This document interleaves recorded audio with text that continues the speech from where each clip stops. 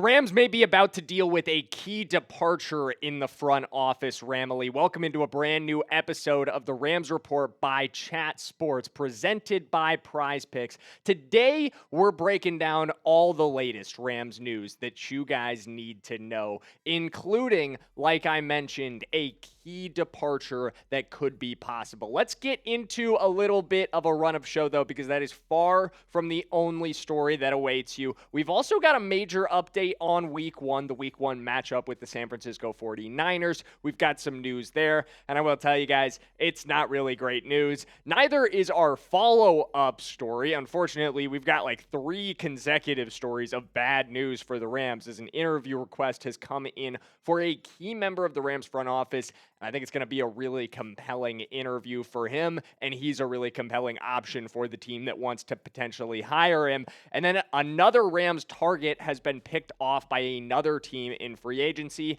then we're going to round out with a conversation around the 2023 draft class, which we will expand on in much depth as this offseason goes on. But I want to kind of put some things on your guys' radar at the tail end of today's show. But let's get started with the week one update. So I tweeted about this yesterday when the news first broke. Another reminder, if you're not already following me on Twitter/X, this is a great time to change that. As soon as Rams news comes out, I tweet about it over there, guys. It is the fastest way to all of the Rams breaking news. So make sure you drop a follow over there at jdurham_football. The Rams week one matchup, though, versus the Niners will be a streamer. Netflix has secured the rights to the matchup per The Athletic, and it will be the first of 3 games that Netflix has secured this season so far that we know about. I'm not going to lie to you guys. It's probably going to be closer to 5 or 6 when everything is said and done, because we know that they stripped down the Monday Night Football doubleheaders and they're trying to sell them off to different streamers. Netflix likely to pick off a handful of those. That's actually what's holding up the release of the schedule. We heard yesterday from several sources around the news cycle that the NFL has yet to sell several games to different TV providers or streaming providers. That's why they can't release the schedule at this time or even put a date on the schedule release.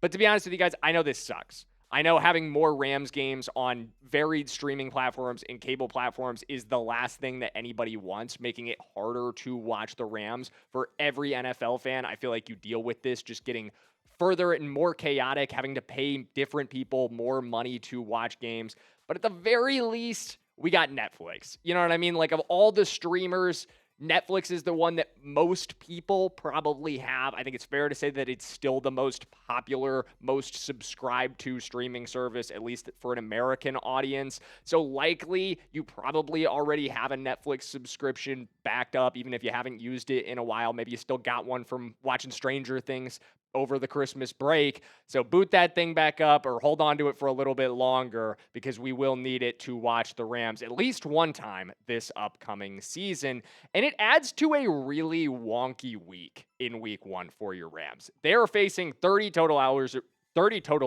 travel, as they go to Melbourne in Australia, or Melbourne, as some people have informed me in the comments. It is pronounced locally. That's a big trip. It's 15 hours there, 15 hours back, can be up to 16 depending on winds during flight. It is a Thursday night game as well. Not technically part of the Thursday night football slate as I understand it, but it will be a game on Thursday night. And that does provide a little bit more rest with the travel for the Rams as they come back to Los Angeles. So at least you get a little bit there. And then, of course, as we know, it's on Netflix. So a lot of weird in week one. And, I mean, to top it all off, we're playing the Niners, and how could it get any weirder than playing those whiners from San Francisco? But let's keep rolling on today's show, because we've got something big to discuss, something maybe even much more serious than the fact that week one's game will be on Netflix. The Rams front office has received a major interview request. Nothing new for the Rams organizationally to get interview requests from other teams. I think we should get a humanitarian award for how much we help them.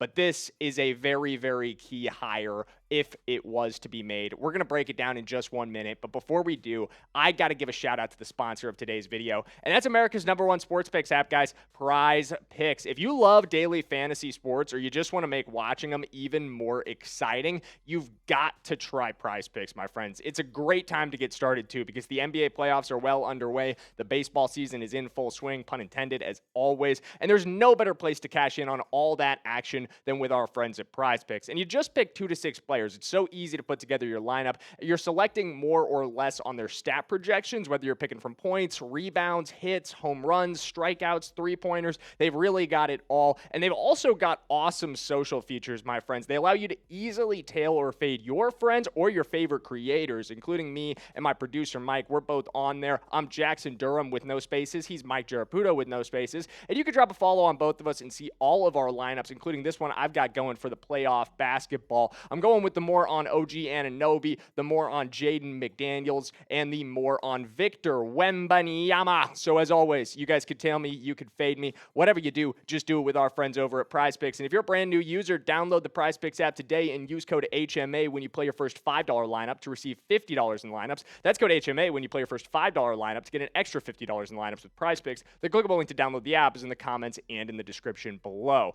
As always, big shout out to PrizePicks for sponsoring today's video. Let's talk about John McKay. So, if you're not familiar with John McKay, he received an interview request from the Vikings. He is currently our assistant general manager.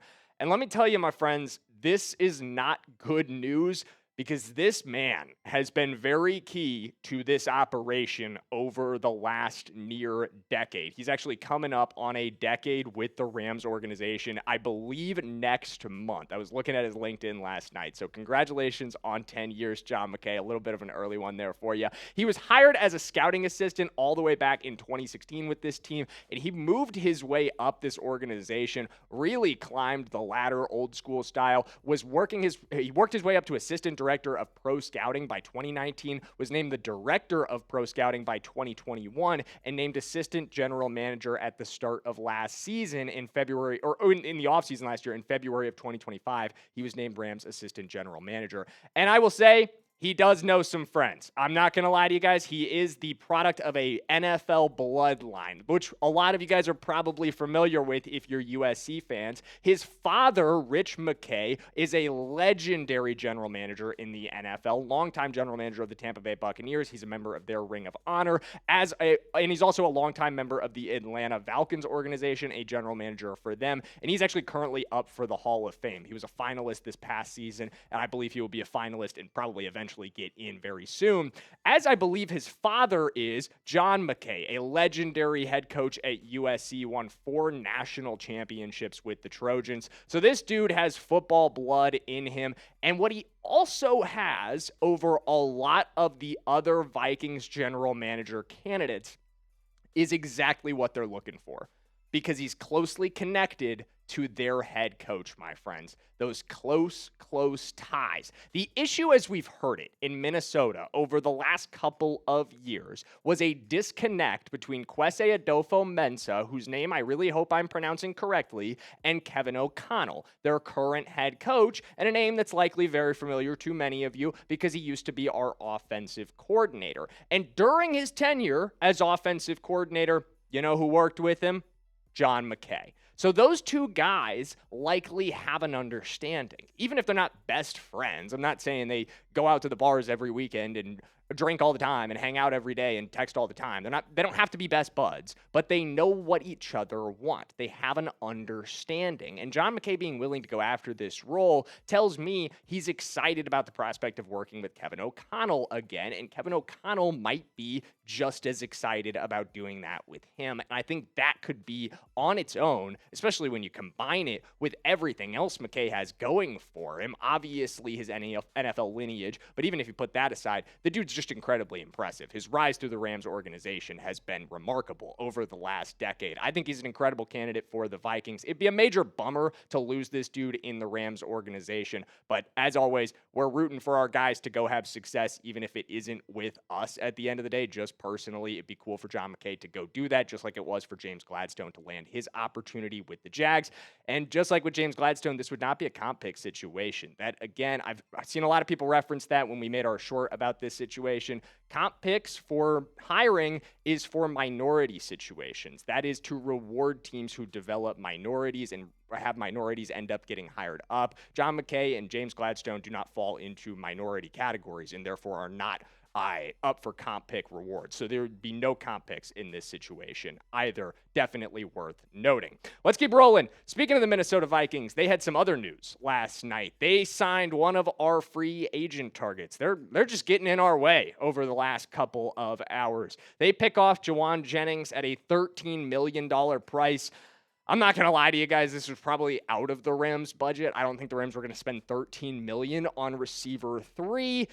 I honestly thought Jauan Jennings might get a little bit more than $13 million. I always thought he would be a top-end target for the Rams at the end of the day. But I think it's good that he ends up getting $13 million because receiver 3 is still in need on this roster. Even if we can't get Jauan Jennings, I don't think we can just pretend that it isn't a need on this team. I would really like to see them go out and do something to address it instead of just leaving the room the way it is. Posted about it on Twitter the other day, and a lot of you guys were throwing out names in the comments, and I agree with a lot of you guys that someone should be brought in to contribute to this room, to at least be given a chance to fight ahead of Jordan Whittington, to fight ahead of Mupfield, and I think they absolutely could.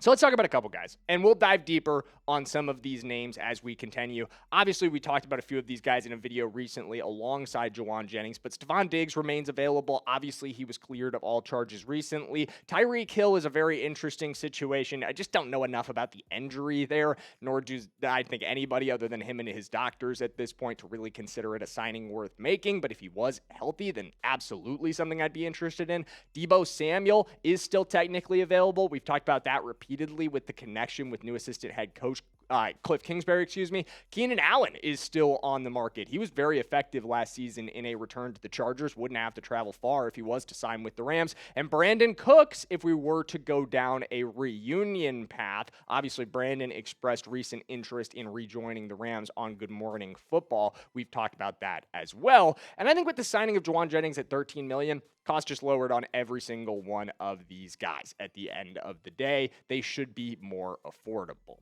But let's talk about somebody else who should be very affordable. Kenny Moore. Yesterday, he asked for and was granted his release from the Indianapolis Colts. Not especially surprising because we had heard over the last couple of weeks, if you guys missed it, Kenny Moore did request a trade from the Indianapolis Colts. He'd been there for a long time as a superstar for them at slot corner. Really, really good player in his prime. One of the best slot corners in the NFL for a number of seasons there. Not really quite at that point anymore, but I do think he could be worth pursuing and bringing into this room to be solid depth for the corner room. He's played a little bit of safety as well, so I think he could fill in there. We're going to talk about him more in a video coming out this weekend, but I want to put Kenny Moore on your guys' radar as a potential target for this Rams team because he did now hit the market, and I do think this team needs to go after more depth for its corner room, especially strong, experienced veteran depth like him. I think he would be an absolutely perfect fit. But speaking of signings, speaking of new deals needed, let's round out today with a conversation about this 2023 draft class. Because as of right now, the Rams have yet to extend any of the members of their 2023 draft class, all of which are pending free agents after this season. We did not have a first-round pick with a fifth-year option in 2023. So we're facing a number of major contract situations. These four we have discussed ad nauseum. Puka, obviously, that one is totally up in the air at this point. I think the deal is coming, but we don't know when. Obviously, him being in rehab, an outpatient rehab, while still participating in OTAs, it feels like that situation is moving in the right direction. But at the end of the day, I don't think we're going to see a deal there until the Rams have seen a full offseason of Puka on his best behavior. I do think that's where we're trending, but we need to complete this offseason before Puka's going to put pen to paper on anything, or before the Rams organizationally are going to put pen to paper on anything. Kobe Turner, Also a guy who's up for a new contract. I think one that the Rams feel a little bit more comfortable getting done right now, depending or with how well Kobe has performed and the fact that Kobe has had no issues off the field. Byron Young still feels like the odd man out to me at the end of the day, guys.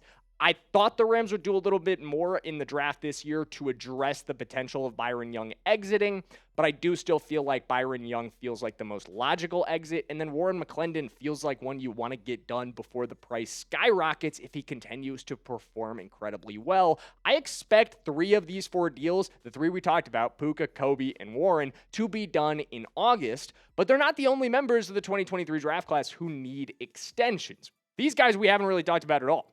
Davis Allen is a pending free agent after this season, also from that class. Ethan Evans, your punter. I do expect Ethan Evans to be brought back. He's been really, really solid. Stetson Bennett is not going to be brought back at this point with the drafting of Ty Simpson.